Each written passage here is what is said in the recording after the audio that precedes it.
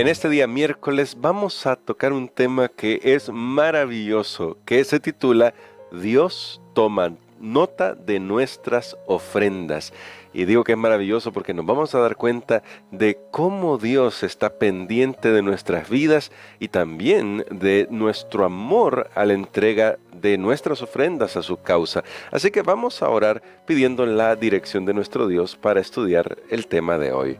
Nuestro bondadoso Padre, gracias te damos porque en tu amor, en tu bendición, tú nos has dejado grandes lecciones, pero también nos has dejado la muestra de cómo aquellos que están comprometidos contigo viven de acuerdo a tus principios. Ayúdanos a seguir esos ejemplos, lo pedimos en Jesús. Amén.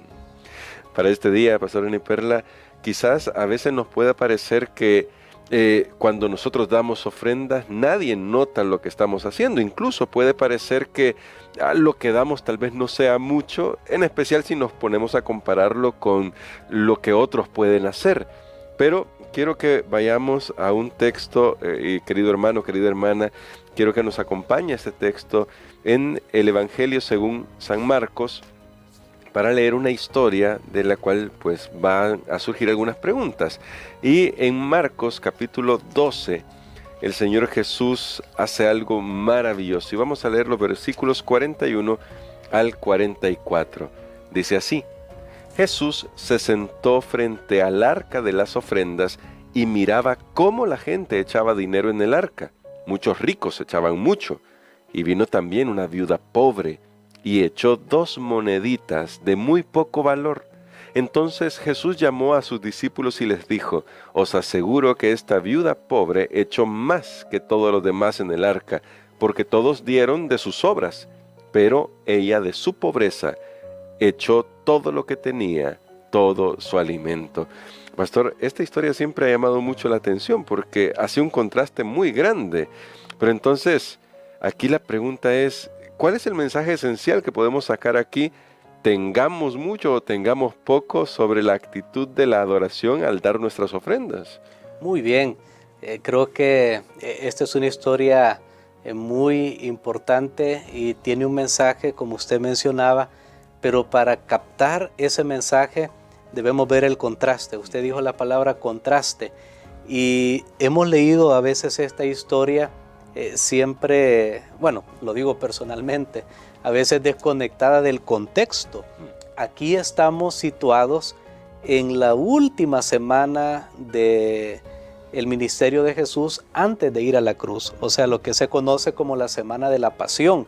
En unos pocos días Jesús va a ser crucificado y justo esto sucede en un momento cuando Jesús había dado las reprensiones más duras a los líderes religiosos de su época. Y yo tengo que mencionar esto porque si no, no vamos a entender por qué esta historia está insertada y cuál es el mensaje para nosotros hoy, por supuesto en relación al tema que estamos estudiando. Y me gustaría regresar al libro de Marcos, capítulo número 12, y vamos a leer los 3 versículos que preceden a esta historia, del versículo número 38 hasta el versículo 40. Bueno, que dice así: En su enseñanza Jesús decía: Guardaos de los escribas que gustan de andar con ropas largas, de ser saludados en las plazas, de ocupar las primeras sillas en las sinagogas y los primeros asientos en las fiestas,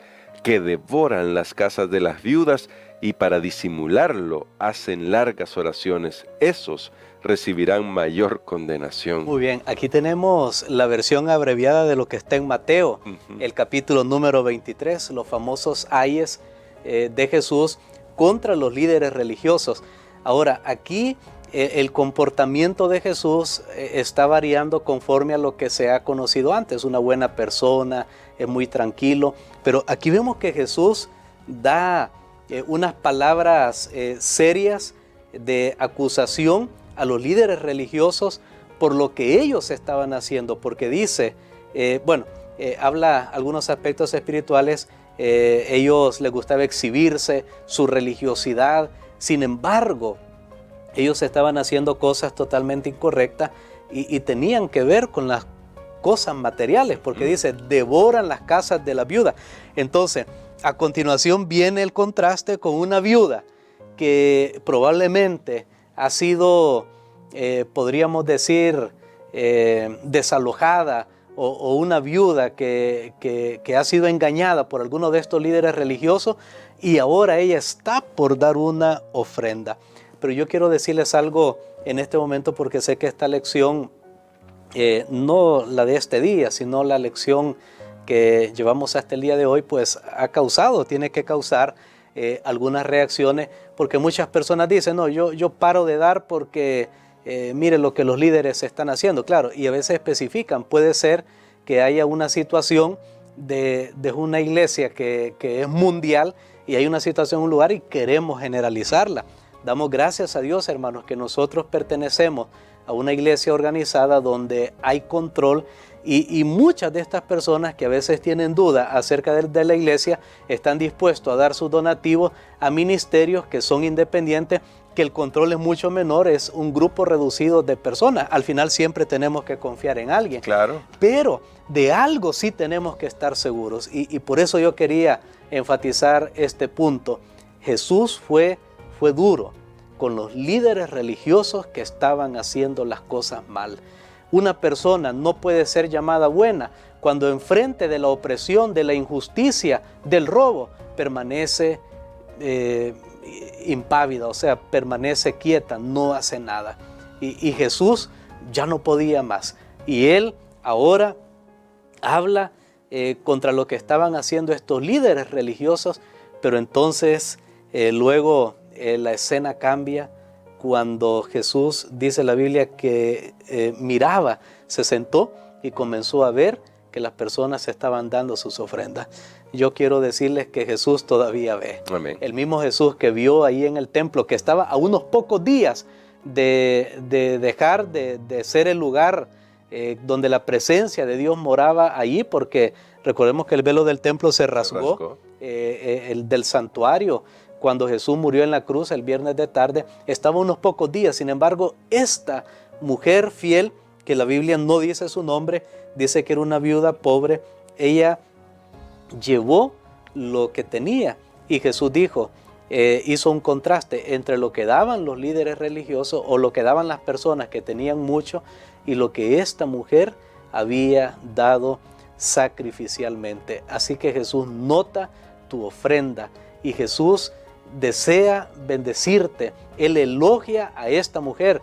Es prácticamente del ministerio de Jesús, de la única ofrenda, o de las pocas ofrendas llevadas al templo, que Él, al menos que tenemos registrado en la Biblia, que Él elogió, que Él ensalzó. Noten, la bendición llegó a esta mujer, a Jesús, independientemente de lo que pasaba con el sistema religioso. Ahora, yo no digo que no nos tenemos que preocupar por el sistema religioso, Claro. pero tenemos que recordar que ninguna falta de otra persona debería impedir que yo reciba mi bendición. Entonces, pastor, quiere decir que con esta historia, justamente esa justificación, autojustificación que hacemos de yo no doy porque veo que el pastor, porque veo que fulano, porque veo que mengano, queda desestimada esa autojustificación, porque la viuda pobre está llevando su ofrenda al templo, quizás incluso sabiendo que algunos de los líderes, uniéndolo con lo que usted comentaba antes, eran de los que habían actuado quizás en contra de ella, por el contexto de los que devoraban las casas de las viudas. Y sin embargo, y aparece una cita ahí muy linda en nuestra lección, ella creía que el sistema del templo estaba ordenado divinamente, y por lo tanto Dios se iba a encargar de eso, porque Él sabe cómo actuar en cada caso. Es que ella era una adoradora, y el adorador va al templo para adorar porque sabe que es de Dios. O sea, yo tengo que llegar a una conclusión: o esto es de Dios o no es de Dios. O sea, si yo creo que ha dejado de ser de Dios, pues definitivamente yo no voy a acompañar mi adoración. Es más, ¿qué hago ahí? Entonces, no voy a acompañar mi adoración con un acto de gratitud como lo hizo esta mujer. Y lo que más todavía, bueno, una de las cosas que también me llaman la atención es que probablemente esta mujer no supo que Jesús la había visto, y no supo lo que Jesús dijo de ella. Esto a mí me hace ver realmente que la única motivación de esta mujer era su devoción a Dios, era su adoración, era su compromiso con Dios. Y Jesús la alabó y Jesús la bendijo. Y no hay duda que Él proveyó para sus necesidades. Pero por eso les mencioné que necesitábamos contrastar esta historia de la viuda con lo que Jesús había mencionado anteriormente, porque, amigos, sí, Él lo nota. Sin embargo, no hay una institución en la tierra que sea perfecta, porque siempre hay seres humanos en ella. Ni los líderes son totalmente perfectos, ni los miembros son totalmente perfectos. Claro.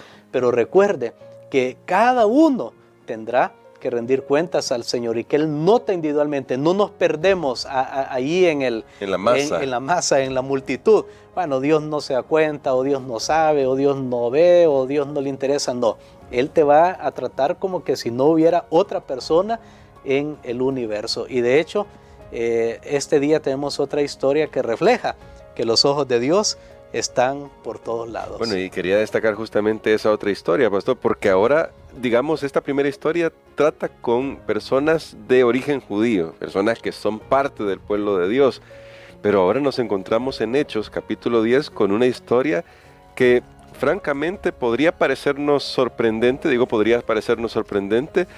si nosotros no supiéramos que Dios tiene pueblo, como lo va a reconocer Pedro después, en todo lugar.